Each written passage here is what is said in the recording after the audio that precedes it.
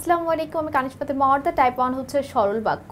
সরল বাক্যকে ইংরেজিতে বলে সিম্পল বাক্য, ঠিক আছে। সিম্পল কমপ্লেক্স কম্পাউন্ডের সিম্পল হচ্ছে সরল বাক্য। সরল বাক্যে একটি মাত্র সমাপিকা ক্রিয়া থাকবে, ঠিক আছে। তাহলে যেখানেই আমরা একটা মাত্র সমাপিকা ক্রিয়া দেখব আমরা বুঝে ফেলবো সেটা হচ্ছে সরল বাক্য। তাহলে চলো আমরা একটু আমাদের অ্যান্সার প্রশ্নগুলো দেখে নিই। আচ্ছা, তাহলে দেখো প্রথম প্রশ্নে কি বলা আছে। ভালো ছেলেরা শিক্ষকের আদেশ পালন করে, এটি কি ধরনের বাক্য? আমরা দেখতে পাচ্ছি এটাতে একটি মাত্র সমাপিকা ক্রিয়া আছে, এটা সরল বাক্য। তার দর্শন মাত্রে আমরা প্রস্থান করলাম, এটিতেও একটি মাত্র আমাদের কি আছে বলতো, সমাপিকা ক্রিয়া আছে। কোনো সাপেক্ষ যোজক বা সাপেক্ষ সর্বনাম নেই এবং ও আর কিছুই নেই। সরল বাক্যের উদাহরণ কোনটি? তার বয়স হয়েছে কিন্তু বুদ্ধি হয়নি, কিন্তু আছে, তার মানে এটা যৌগিক। যাদের বুদ্ধি নেই তারাই, যাদের তারা, তার মানে এটা জটিল। সত্য কথা না বলে বিপদে পড়েছে, এটাই হচ্ছে আমাদের সঠিক উত্তর। তার বয়স হলো বুদ্ধি হয়নি, এটা উত্তরটা কি হচ্ছে, সরল বাক্য, ঠিক আছে।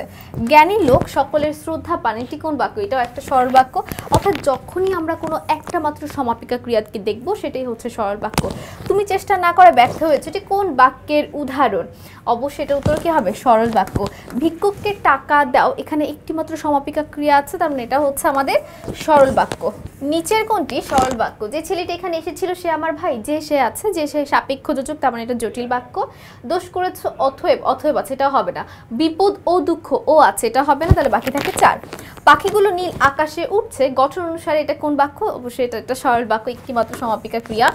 সরল বাক্যে অনেক সময় কোনটি অনুপস্থিত থাকে? সরল বাক্যে মাঝে মধ্যে কি অনুপস্থিত থাকতে পারে? ক্রিয়াপদই অনুপস্থিত থাকতে পারে। যেমন ধরো আমি বললাম আদিল আমার ভাই, এটা একটা সরল বাক্য, কিন্তু এখানে কিন্তু কোনো ক্রিয়াপদ ছিল না। মেঘ গর্জন করলে ময়ূর নৃত্য করে, এটি কোন বাক্যের উদাহরণ? এটা হচ্ছে আমাদের উত্তর সরল বাক্য। যে বাক্যে একটি সমাপিকা ক্রিয়া থাকে তাকে কোন বাক্য বলে? একটি মাত্র সমাপিকা ক্রিয়া সরল বাক্যে থাকে। তিনি ভাত খেয়ে চেয়ারে বসলেন, বাক্যের সমাপিকা ক্রিয়া কোনটি? ভাত খেয়ে চেয়ারে বসলেন, উত্তর হচ্ছে বসলেন, কারণ খেয়ে এখানে একটা একার আছে, আর একার থাকা মানে হচ্ছে অসমাপিকা ক্রিয়া। এলে তে এগুলো হচ্ছে অসমাপিকা ক্রিয়া, বাদ বাকি সবাই হচ্ছে সমাপিকা ক্রিয়া।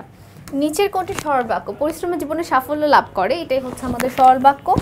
যখন সে দুঃসংবাদ পেল তখন সে আনন্দিত হলো, যখন তখন, এটা জটিলে আছে, এটাকে সরলে করতে বলা হয়েছে। তাহলে দেখো সুসংবাদ পেয়ে সে আনন্দিত হলো, কারণ এবং এটা হবে না, কমা আছে, এটাও হবে না, এগুলো সব যৌগিক বাক্য, ঠিক আছে। শুধুমাত্র সরল বাক্যে কি সাপেক্ষ যোজক সাপেক্ষ সর্বনাম কোনোটাই থাকতে পারবে না, এবং ও আর এই যোজকগুলো থাকতে পারবে না। এভাবে আমরা সহজেই সরল বাক্য চিনে ফেলতে পারি। তো সকলকে অসংখ্য ধন্যবাদ আমাদের সাথে পর্বটি করার জন্য। পরবর্তী পর্বে আমন্ত্রণ রইল। আসসালামু আলাইকুম, আল্লাহ হাফেজ।